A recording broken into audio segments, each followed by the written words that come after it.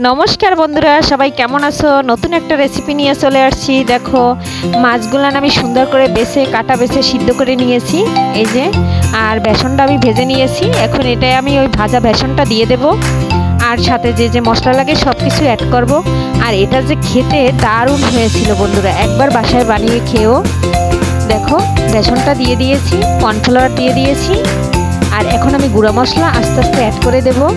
এটা দিয়ে একটু আলতো হাতে মিশিয়ে নিলাম, কারণ বেশি যদি জোরে জোরে মাখি তাহলে মাছগুলো একবারে নষ্ট হয়ে যাবে, গুঁড়ো গুঁড়ো হয়ে যাবে।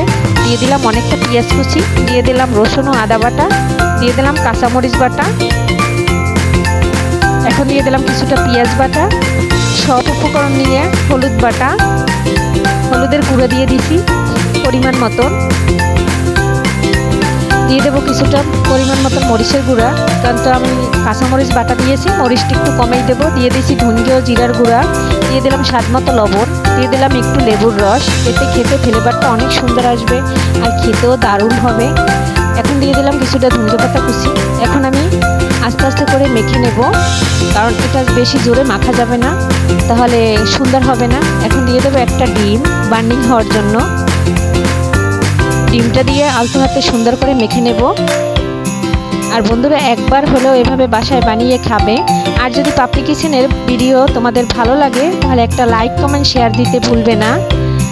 দেখো বন্ধুরা, আমার মাখা শেষ হয়ে গেছে। এখন আমি সুন্দর করে হাতের সাহায্যে আমি চপগুলান সুন্দর গোল গোল শেপে বানিয়ে নিয়েছি। তোমরা যে যেভাবে বানাতে পারো, আমি এভাবে বানিয়ে নিলাম।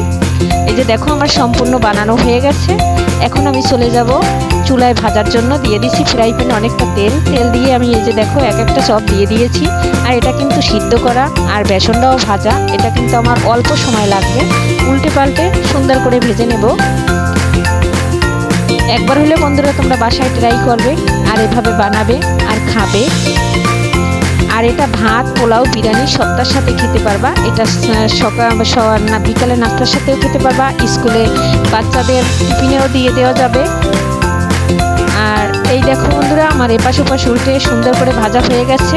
এভাবে যদি একবার হইলেও বানিয়ে নেবে।